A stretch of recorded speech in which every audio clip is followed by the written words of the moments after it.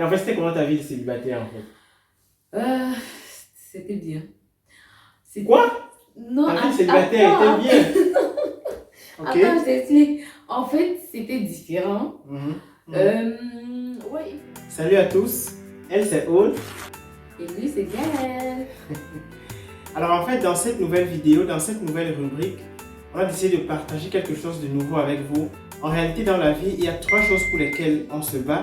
Il y a 3 choses pour lesquelles on fait des efforts tous les jours.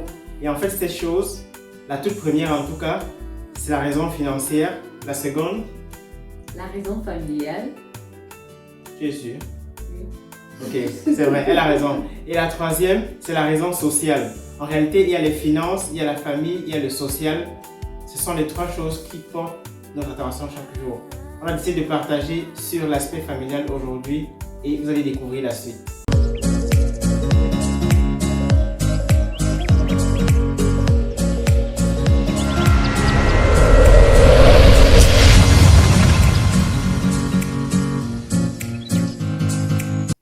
En fait, la première chose dont on a décidé de parler aujourd'hui sur l'aspect familial, c'est l'impact des enfants dans la vie d'un couple en tout cas. Et pour comprendre ça, il faut commencer par parler de nous quand on était célibataire. Tu as été célibataire un jour? Ouais. Ah oui, moi aussi en fait, oui. Et en fait, c'était comment ta vie de célibataire en fait? C'était bien. C'était- Quoi? Non, Ta vie de célibataire attends. était bien. Ok. Attends, je t'explique. En fait, c'était différent. Ouais, il faut l'avouer, j'avais moins de contraintes que maintenant. La contrainte, c'est moi? Non, Ok. non, en fait, pas de. Enfin, je n'ai pas une contrainte, juste que je vivais. J'étais free, quoi. Tu n'es pas libre. Non, la première chose. Attends, je te donne un exemple. La Ok. première chose que je faisais, que je ne fais plus et que je ne peux plus faire, je faisais beaucoup les restaurants. Ouais.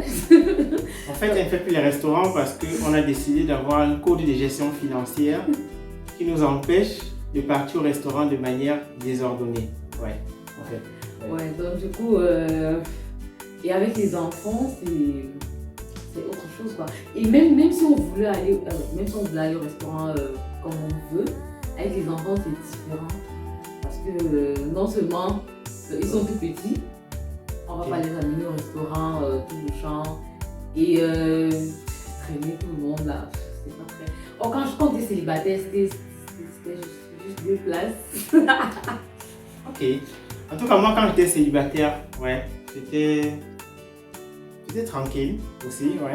J'étais aussi plus libre, comme tu penses que tu peux. Donc, J'étais tu aussi vois, la libre, seule. oui. En réalité, les enfants, c'est un bonheur absolu, c'est certain. Hein. Franchement, c'est un bonheur absolu.